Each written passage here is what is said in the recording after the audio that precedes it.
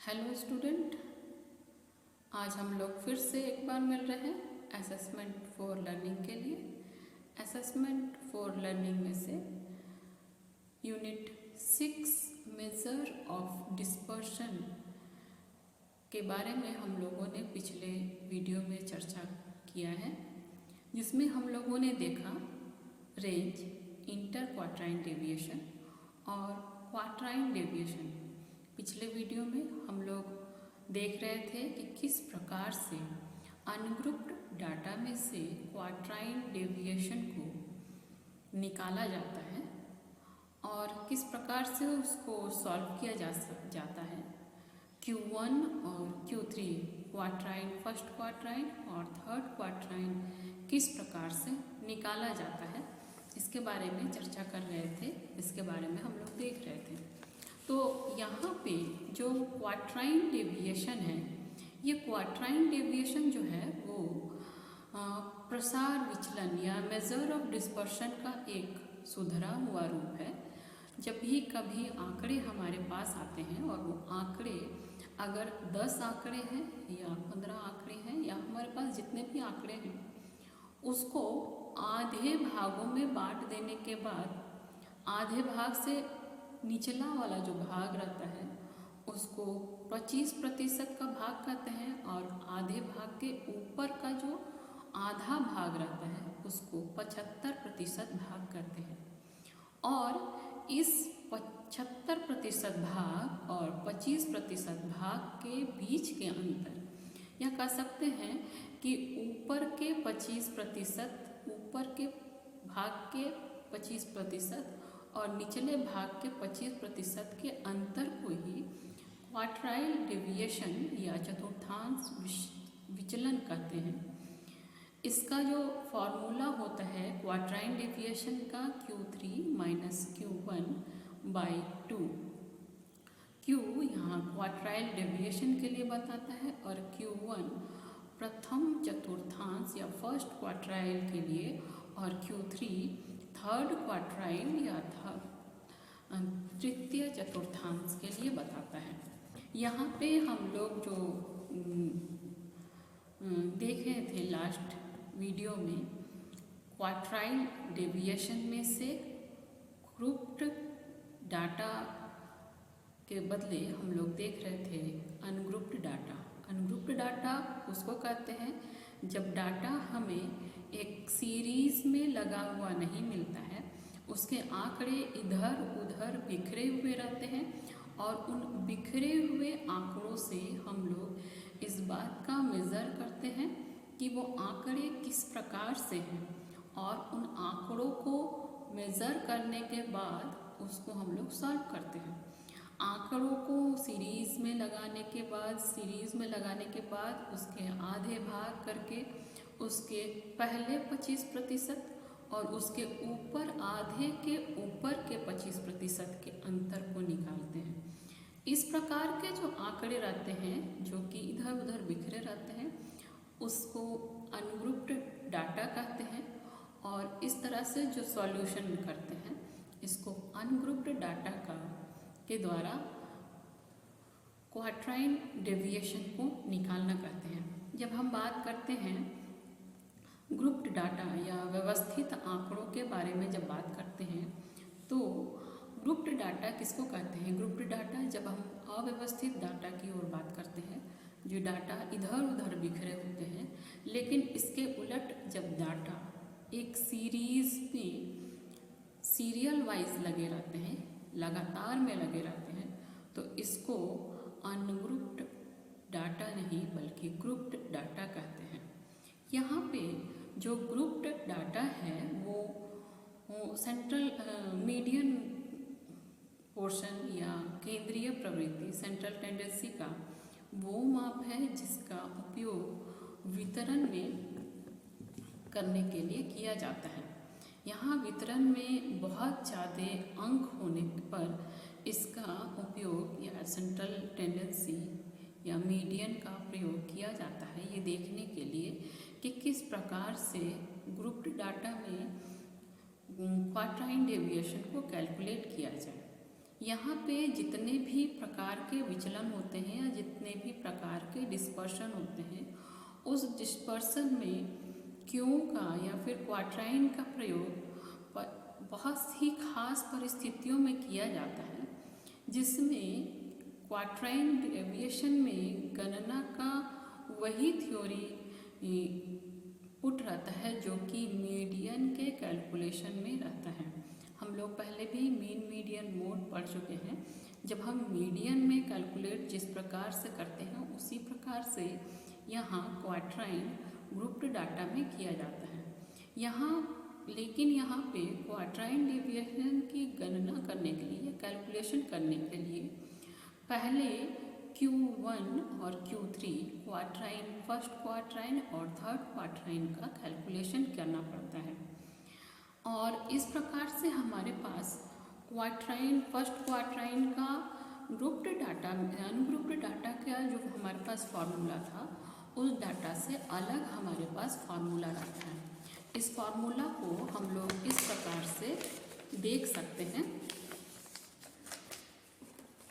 यहाँ पे आप लोग देखिएगा, ये है ग्रुप्ड डाटा का फॉर्मूला क्वाट्राइन डेविएशन में। Q1 के लिए जो है L plus n/4 minus f/f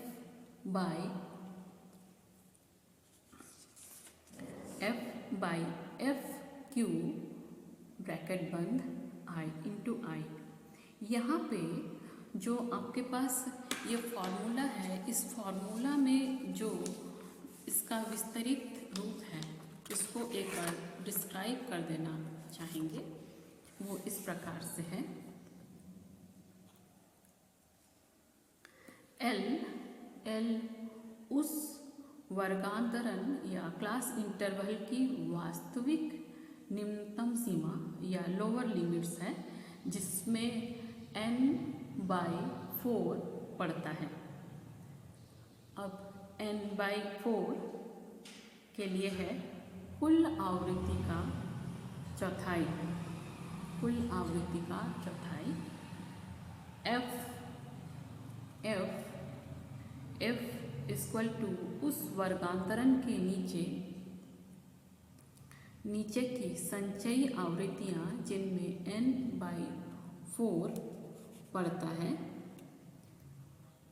FQ equal to उस वर्गांतरण या क्लास इंटरवल की आवृत्तियाँ जिनमें n/4 पड़ता है। I इक्वल टू वर्गांतरण का प्रकार। ये Q1 का है, जो कि Q1 के फॉर्मूला का जो भी फॉर्मूला के बेस हैं उसका डिस्क्रिप्शन है। L इक्वल टू उस वर्गांतरण का वास्तविक न्यूनतम सीमा जिसमें n/4 है। n/4 के लिए है कुल आवृत्ति या फ्रीक्वेंसी का चौथाई।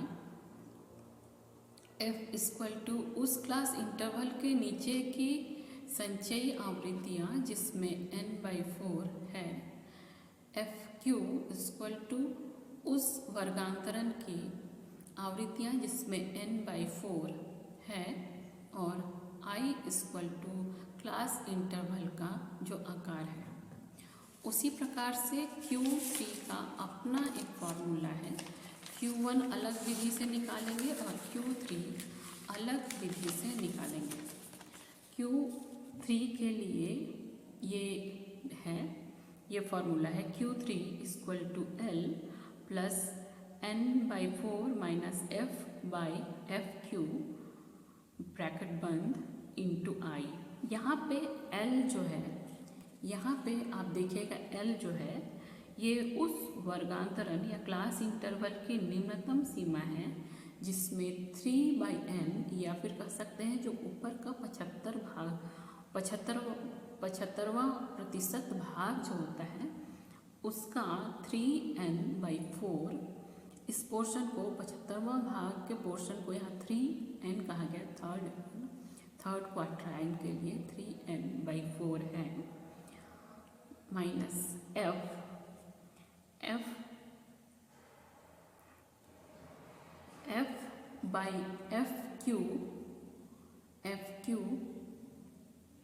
इंटू आई। यहाँ पे एल उसके लिए कहा गया है उस क्लास इंटरवल के लिए जिसकी न्यूनतम सीमा जिसमें 3/n पड़ता है, 3n/4, उसके लिए कहा गया है कुल आवृत्तियों का 3/4 भाग f = 3/4।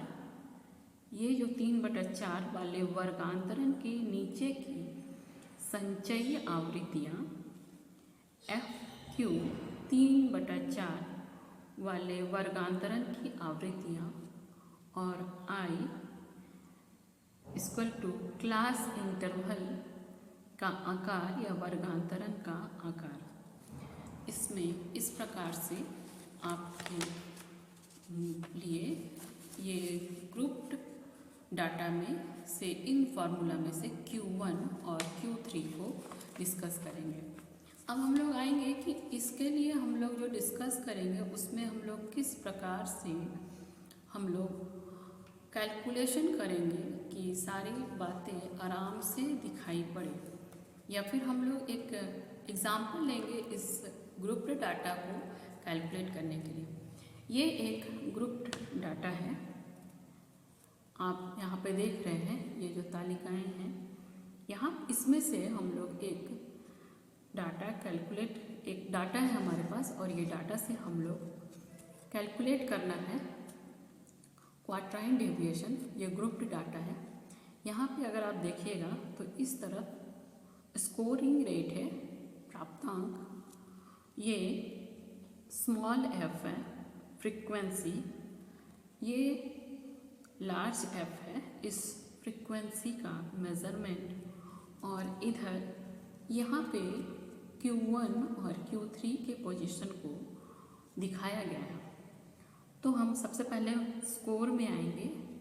हमारे पास जो स्कोर है वो है 55 to 59, सेकेंड वाले में 55 to 54, थर्ड वाले में 45 to 49, फोर्थ वाले में 40 to 44, फिफ्थ वाले में 35 to 39, सिक्स्थ पोजीशन में 30 to 34, सेवन्थ पोजीशन में 25 to 29, एट्थ पोजीशन में 20 to 24 और लास्ट पोजीशन में 15, 15 to 19। यहाँ पे जो फ्रीक्वेंसी है 55 to 59 के लिए 7, 55 to 45 के लिए, 54 के लिए 11, 42 to 49 के लिए 14, 40 to 44 के लिए 17, 35, 39 के लिए 19, 30, 34 के लिए 18, 25 से 29 के लिए 16, 20 से 24 के लिए 12 और 15 से 16 के लिए 6। ये हमारे पास क्लास इंटरवल है और जो हमारे पास फ्रीक्वेंसी है वो इस प्रकार से है 20, 113, 102, 88, 11, 25, 34, 52, 34, 81, 6। यहाँ पे जो हमारे पास फ्रीक्वेंसी है अगर हम इसको टोटल करेंगे तो टोटल नंबर ऑफ फ्रीक्वेंसी या टोटल नंबर ऑफ जो हमारे पास डाटा कलेक्शन हुए हैं वो कितने डाटा आए हैं उसके बारे में n = 120 दिखा रहा है, 120 दिखा रहा है। और इसी 120 से हम लोग ये कैलकुलेट करेंगे कि किस प्रकार से हमारा फर्स्ट क्वार्टाइल और थर्ड क्वार्टाइल कैलकुलेट हुआ है, फर्स्ट क्वार्टाइल और थर्ड क्वार्टाइल कैलकुलेट हुआ है।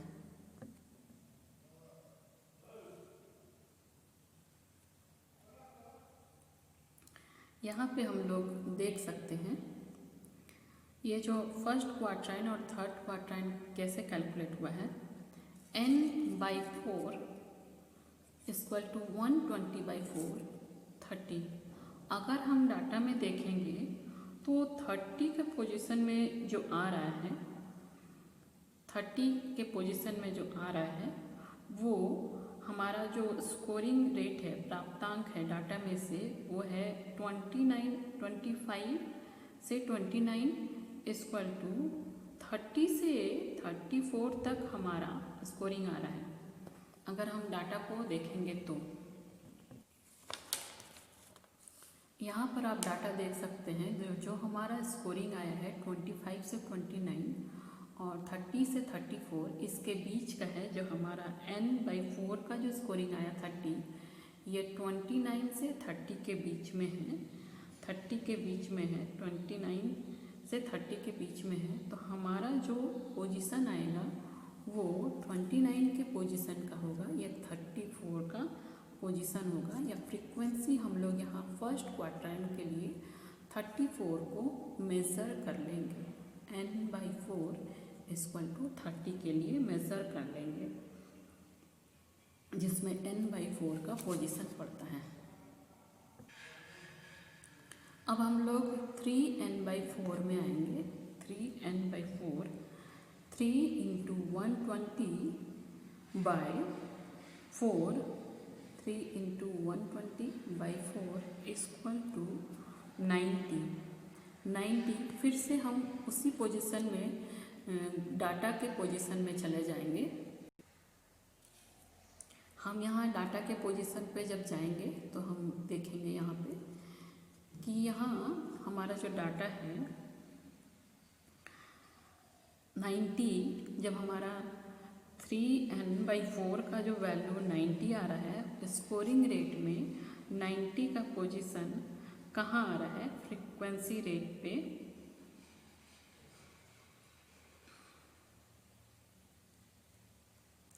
90 का पोजीशन कहाँ आ रहा है, 90 का पोजीशन कहाँ आ रहा है। तो हम यहाँ देखते हैं कि यहाँ 90 का पोजीशन 102 में है। 100 में स्कोरिंग में देखेंगे तो ये हमारा 45 to 49 के पोजीशन में है हमारा। तो यहाँ हमारा वर्गांतरण पड़ेगा, इसमें 3n/4 पड़ता है।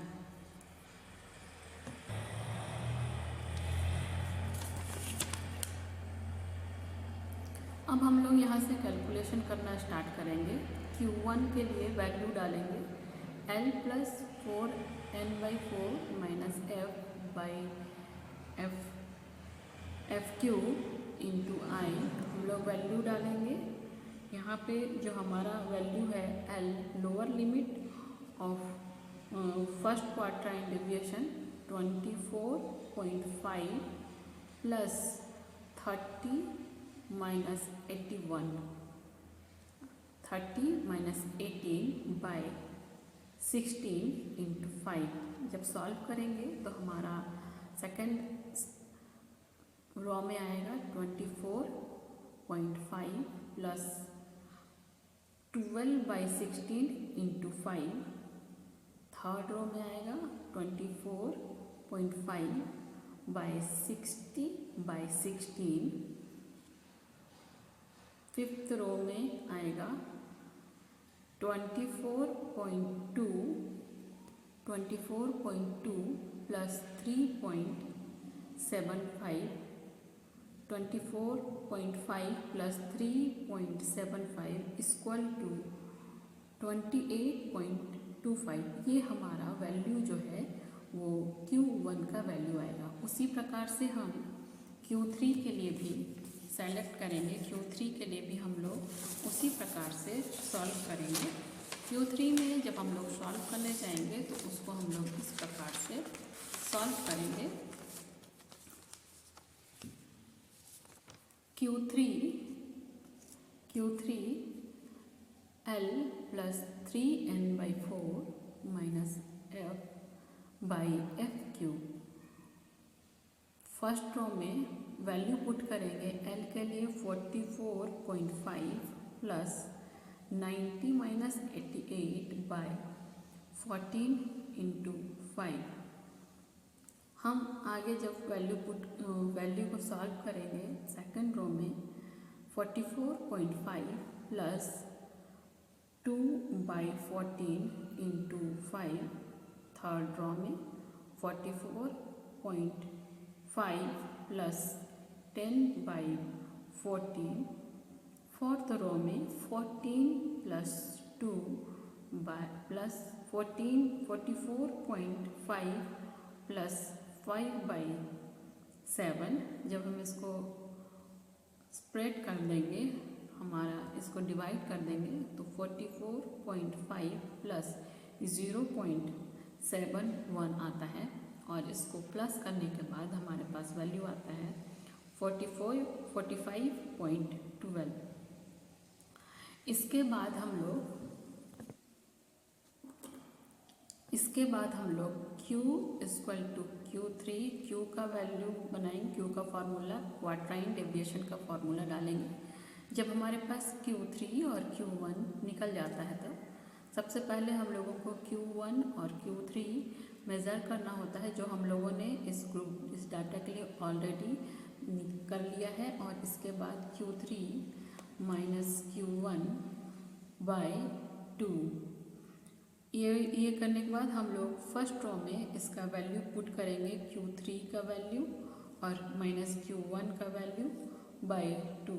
जब हम लोग ये वैल्यू पुट करते हैं, हम लोगों ने वैल्यू पुट किया 45.21 Q3 के लिए और 28.25 Q1 के लिए, और /2 हमारे पास जो वैल्यू आता है 16.96/2 इक्वल टू 8.48।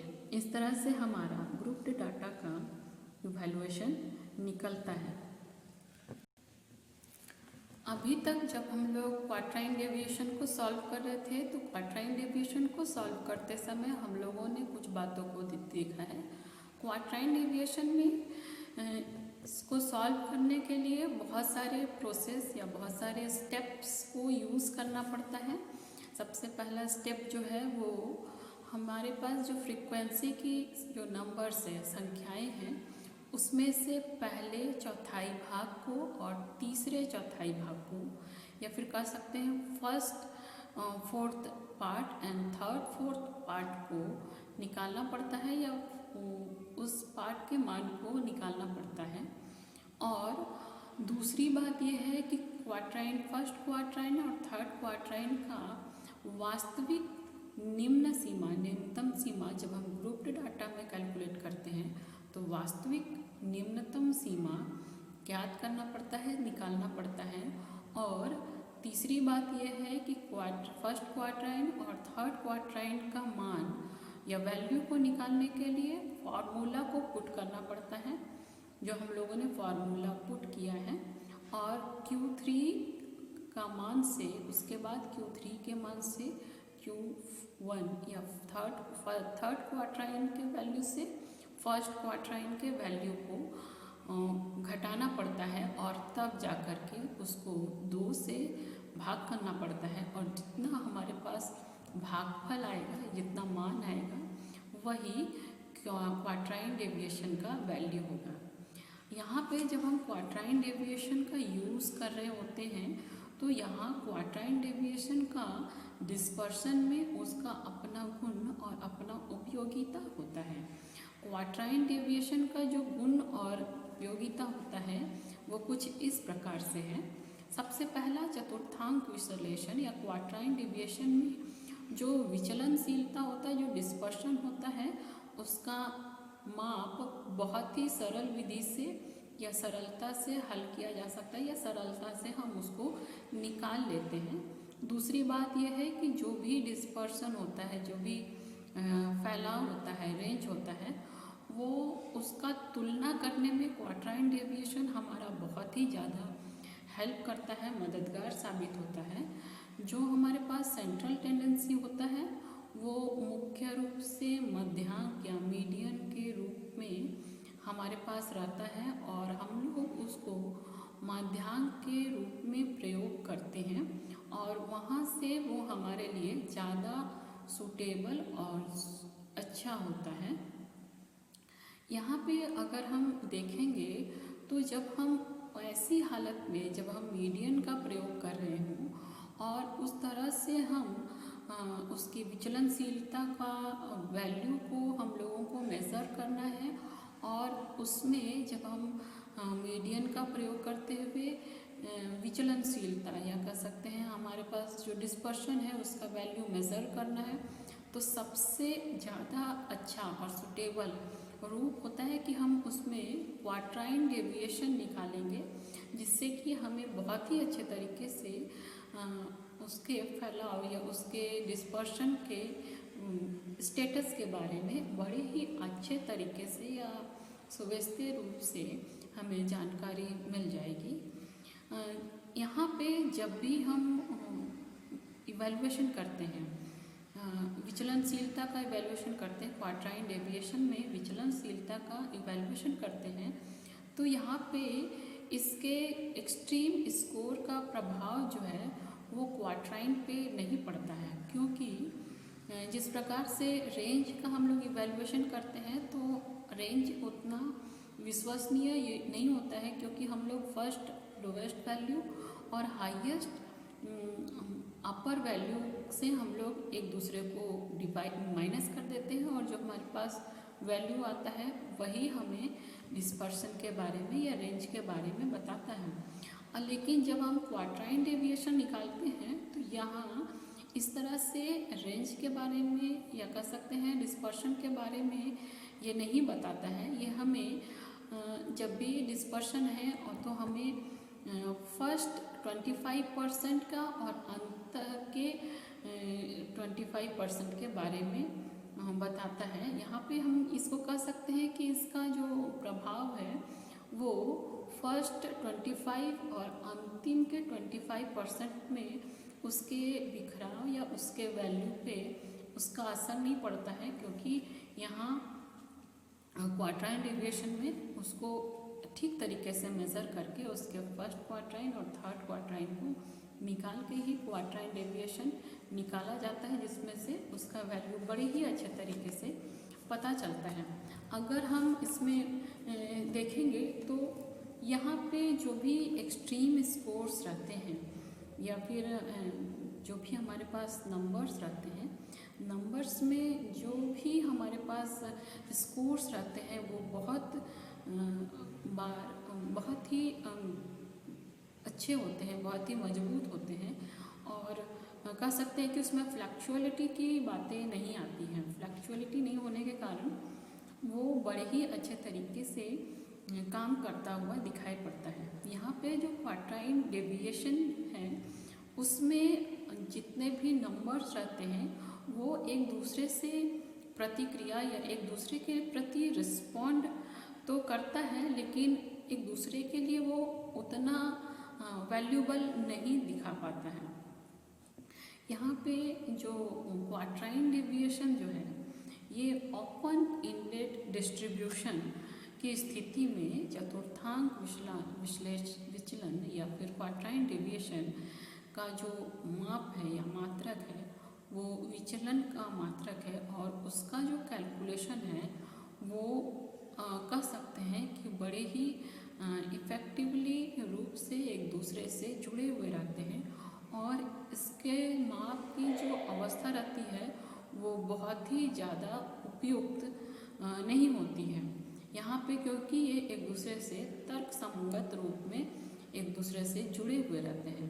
क्वार्टाइन डेविएशन जो होता है वो इसका जो सैंपल होता है या फिर कह सकते हैं कि इसके जो हमारे पास डाटा आते हैं उसमें जितने भी एरर रहते हैं उसमें जो भी मानक विचलन रहता है वो बहुत ही कम प्रभावित रहता है।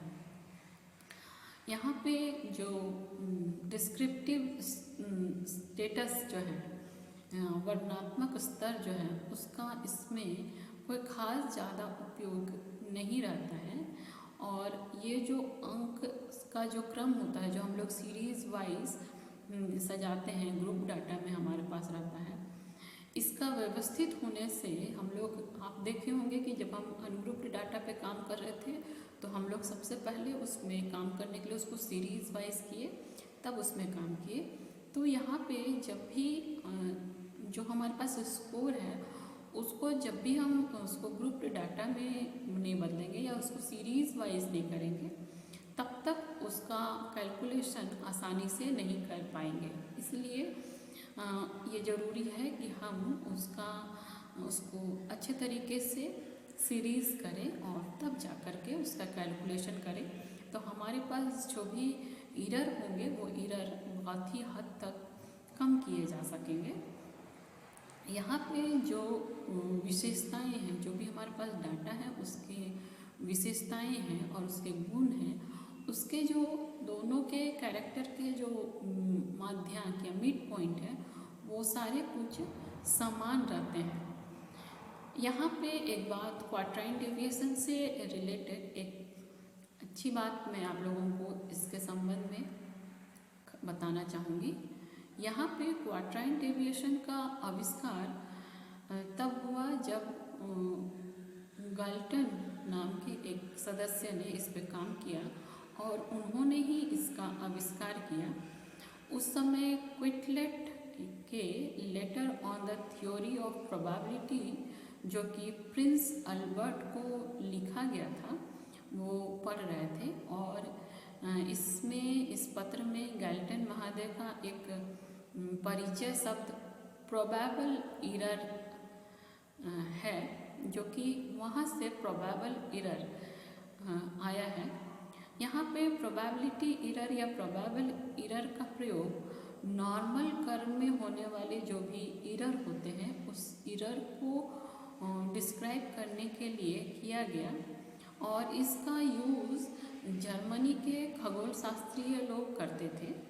और गाल्टन जो है उन्होंने ही इंटर क्वाड्राइन रेंज के आधे को सबसे पहले क्यू कहा, क्वाड्राइन कहा, और प्रोबेबल एरर के सरल सॉल्व करने के लिए इसका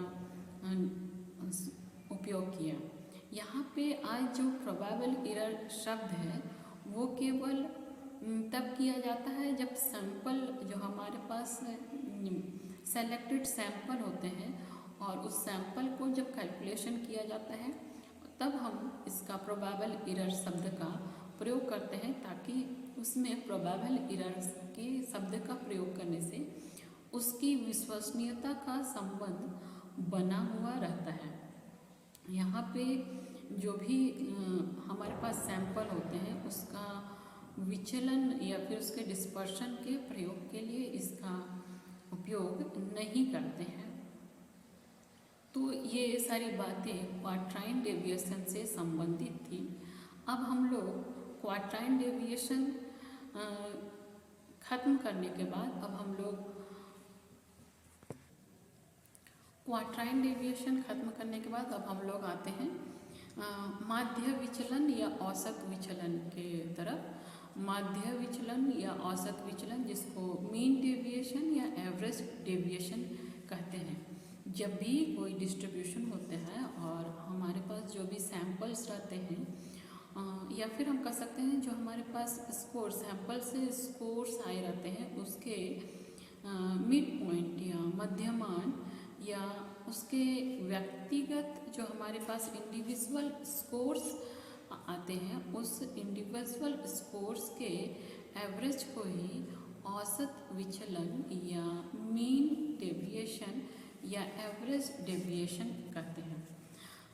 हम लोग इसको इस प्रकार से भी समझ सकते हैं, औसत विचलन का वह माप है जिसका उपयोग वर्तमान शोध कार्य में फिलहाल नहीं देखने को मिलता है।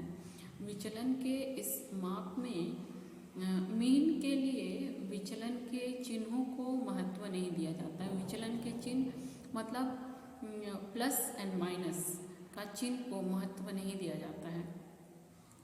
यहाँ पे जितने भी पूरे विचलन होते हैं, जितने भी डिस्पर्शन होते हैं, उसके औसत को निकाल लिया जाता है और इसी कारण से इसको किसी स्कोरिंग सीरीज में या आंकिक श्रृंखला के विभिन्न अंक में इस श्रृंखला के औसत को औसत से दूरी के रूप में परिभाषित या उसको समझा जाता है। यह अगर हम देखें तो विचलन का ये अच्छा इवैल्यूएशन या अच्छा माप नहीं है। जब हम इसके चिन्ह को हटा देते हैं, प्लस या माइनस के चिन्ह को हटा देते हैं या उसको उपेक्षित करते हैं, तो यहाँ पे जो भी अलजेब्रिक वैल्यू होता है या अलजेब्रिक नेचर होता है वो उसके क्वालिटी को हम हट जाता है, उसका क्वालिटी डिसअपियर हो जाता है। और यहाँ पे जब अलजेब्रिक क्वालिटी या अलजेब्रिक नेचर नहीं होने के कारण से ये इसका कैलकुलेशन बहुत अच्छे तरीके से हो जाता है। और दूसरे चीज़ों से जब हम इसको इवैल्यूएट करते हैं तो इसका इवैल्यूएशन करने में बहुत ही अच्छे रूप में इसका इवैल्यूएशन कर पाते हैं, या फिर कह सकते हैं कि इसका इवैल्यूएशन करने में बहुत ही ज़्यादा सहायता मिलता है। अगर हम बहुत सारे लोग एवरेज डेविएशन के लिए बहुत सारी बातें कहते हैं, उनमें से अगर हम देखें तो गैरेट के अनुसार है कि मध्यमान विचलन किसी भी सीरीज में सभी विभिन्न नंबर जो रहते हैं उसके मध्यमान के विचलन का एवरेज रहता है। रेबर कहते हैं कि औसत विचलन का मतलब प्रत्येक जो प्राप्तांक है, नंबर है, और मध्यमान के अंतर के बीच जो अंक गणितीय मध्यमान से है। क्लार्क कहते हैं औसत विचलन का अर्थ किसी वितरण में मध्यमान अथवा मध्यांक के प्राप्तांकों के विचलनों के औसत परिमाण से है, जिसमें विचलन के चिन्हों की उपेक्षा कर दी जाती है। जैसा कि हम लोग एवरेज डेविएशन में देखें कि जब हम कैलकुलेशन कर देंगे तो प्लस एंड माइनस का वैल्यू को हम लोग हटा भी सकते हैं, जिससे कि हम लोगों को या फिर इवैल्यूएशन करने में बहुत ही ज़्यादा सुविधा होगी। इस मेज़रमेंट से एक ख़ास बात यह पता चलती है, या फिर हम इसको इस तरह से समझ सकते हैं, मध्यमान विचलन या मीन डेविएशन और या फिर एवरेज डेविएशन का कुछ अपना कैरेक्टर होता है। प्रॉपर्टीज़ ऑफ मीन डेविएशन और एवरेज डेविएशन। मध्यमान विचलन या औसत विचलन की विशेषताएं कुछ इस प्रकार से हैं। औसत विचलन का संबंध मध्यमान से प्रत्येक प्राप्तांक के विचलन के औसत से है। औसत विचलन का मध्यमान या माध्यांक या बहुलक तीनों से निकाला जा सकता है। इसकी एक मुख्य विशेषता और ये भी है कि विचलन जोड़ते समय इसका चिन्हों का ध्यान नहीं रखा जाता है। यहाँ पे औसत विचलन या मध्य विचलन को ज्ञात करने का विधि दो प्रकार से है। इसमें भी जैसे क्वार्टाइल डेविएशन में है उसी तरह से एवरेज डेविएशन में भी है। इसमें ग्रुप्ड डाटा से भी निकाला जा सकता है और अनग्रुप्ड डाटा से भी निकाला जा सकता है। तो सबसे पहले हम लोग ग्रुप्ड डाटा को देखेंगे। एवरेज डेविएशन में अव्यवस्थित आंकड़ों से औसतांक विचलन की गणना, calculation of mean deviation from ungrouped data. Ungrouped data में अव्यवस्थित आंकड़ों से मीन डेविएशन या एवरेज डेविएशन की गणना निम्नलिखित सूत्रों से की जाती है। AD समेशन x पैरेलल के अंदर है बाय n। यहाँ पे जो x है, x डैश, जो ये सिंबल आप देख रहे हैं, ये मीन से अंकों का विचलन के लिए दिखाया गया है। ये n नंबर जो है वो अंकों की संख्या है और x डैश के दोनों साइड जो पैरेलल का जो सिंबल हम देख रहे हैं, इसका अर्थ है चिन्हों को यहाँ महत्व नहीं दिया गया है। जब हम यहाँ पे आप देखें x के दोनों ओर दो पैरेलल रेखाएं थी, यहाँ इस अक्षर के दोनों किसी भी अक्षर के दोनों ओर जब पैरेलल रेखाओं से उसको घेर दिया जाता है तो इसका अर्थ है प्लस और माइनस चिन्हों को यहाँ महत्व नहीं दिया गया है।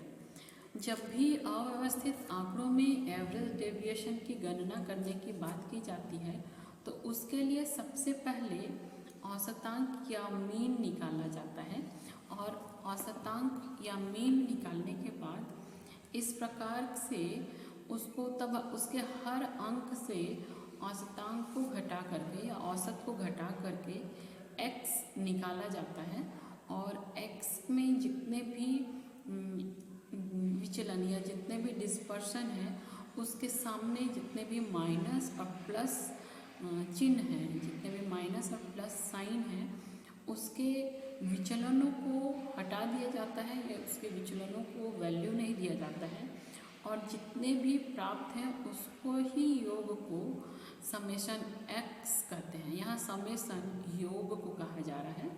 समेशन x में n को भाग देने के बाद ही AD या MD एवरेज डेविएशन या मीन डेविएशन प्राप्त होता है। तो इसके लिए हम लोग एक एग्जाम्पल देखेंगे। एक एग्जाम्पल है निम्नलिखित आंकड़ों से औसत विचलन को की गणना करना है, जिसमें हमारे पास अनग्रुप्ड डाटा में से जो हमारे पास आंकड़े हैं वो है 15, 15, 18, 14, 12, 10 और 7। जब हम लोग इसको सीरीज़ में करते हैं, यहाँ पे देखिए हम सीरीज़ किया हुआ है। सीरीज़ में 1 2 3 4 5 6 7 हमारे पास डाटाज है, 7 है, और इसको सीरीज़ में किया हुआ है। सीरीज़ में हम इसको देख पा रहे हैं कि किस तरह से सीरीज़ में किया हुआ है, और सीरीज़ में करने के बाद हमारे पास यहाँ स्कोर्स हैं। स्कोर को x में बताया गया है। x स्कोर जो है इसको सीरीज़ में किया गया है 1 2 3 4 5 6, नीचे से ऊपर की ओर असेंडिंग ऑर्डर में है। यहाँ पे अगर हम देखेंगे तो ये डिसेंडिंग ऑर्डर में चल रहा है 15 से 7 तक। और इसको जब हम लोग x डैश को निकालेंगे तो हम लोग इसे निकालने के लिए जो हमारे पास इसका एवरेज है, इसका समेशन x है, या फिर हमारे पास जितने भी स्कोरिंग है उसका इवैल्यूएशन कर दिया गया है। इसको हम लोग यहाँ पे इस तरह से देख सकते हैं। यहाँ पे मीन पहले निकाला गया है x समेशन x, जो हमारे पास स्कोरिंग है इसका समेशन x, ये इसका मीन निकाला गया है, मीन समेशन x। यहाँ पे जो हमारे पास टोटल नंबर जो है वो 91 है, 91, और total number of frequency number of datas जो है हमारे पास 1 2 3 4 5 6 7, टोटल नंबर जो है हमारे पास वो n है। और जब हम 91/7 इक्वल टू हमारे पास जो आता है आंसर वो 13 है। अब हम इसमें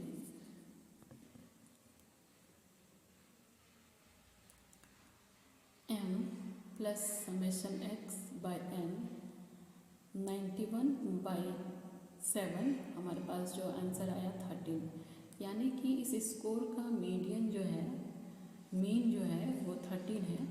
अब हम इसका x निकालेंगे, पैरेलल के अंदर जो x है इसका निकालेंगे। इसको निकालने के लिए x/m का यूज़ करते हैं।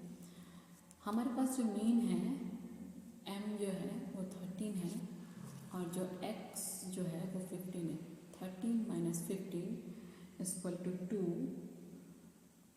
13 - 15 = 2, 18 - 13 = 5, 14 - 13 = 1, 12 minus 13 equal to 1, 10 minus 13 equal to 3, 7 minus 13 equal to 6। यहाँ पे अगर हम देखें तो हमारे पास किसी में भी प्लस एंड माइनस का साइन नहीं है, क्योंकि हम लोग इसका इवैल्यूएशन कर रहे हैं जिसके दोनों पैरेलल दो लाइन खींची हुई है, जिसका अर्थ है कि हम यहाँ पे किसी भी साइन या किसी भी चिन्ह का उपयोग नहीं करेंगे। अब जब हम समेशन x निकालना है तो हम समेशन x निकालने के लिए हम इस फॉर्मूला AD का प्रयोग करेंगे, summation x by n।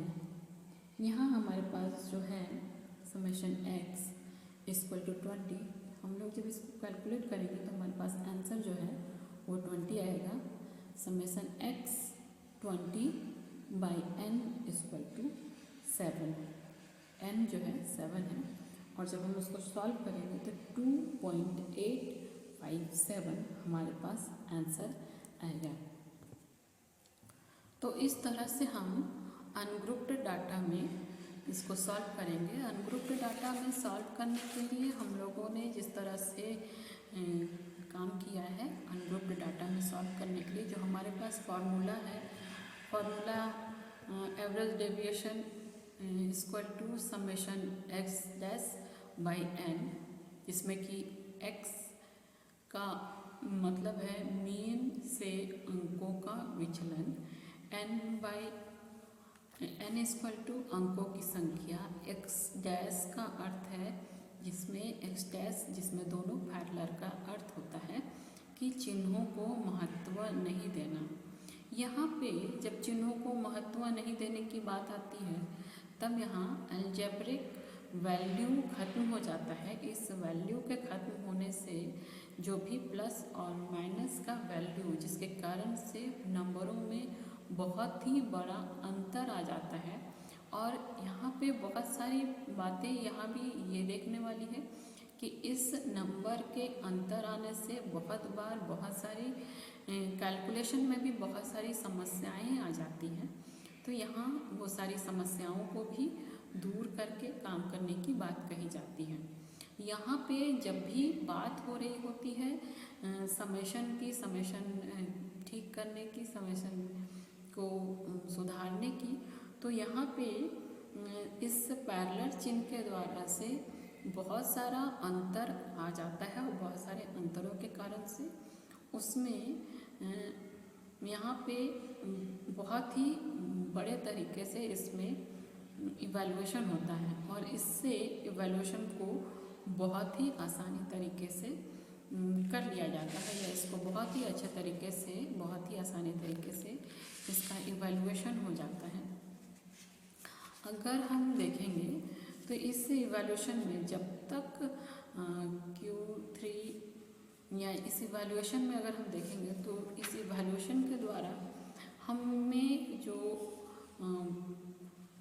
Evaluation हो रहा होता है उस इवैल्यूएशन से बहुत ही बड़ा इम्पैक्ट पड़ता है कि कौन सी बातें कहाँ जाती है और कौन सी बातें कहाँ नहीं जाती है, और उसमें बहुत सारे चीज़ों का प्रभाव पड़ता है। अगर हम यहाँ पे देखें तो इसके मिड पॉइंट पे या मध्यमान से प्रत्येक जो भी डिस्पर्शन है वो उसके औसत में से किया गया है, और जो डिस्पर्शन का जो डिस्पर्शन से जो भी एवरेज से जो भी डिस्पर्शन है वो उससे मध्यमान, माध्यांक और बहुलक तीनों को निकाला जा सकता है।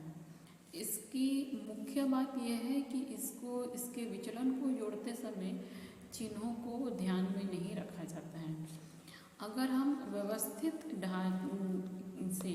अव्यवस्थित ढांचे को देखेंगे तो बहुत सारी बातों को देखा जा सकता है।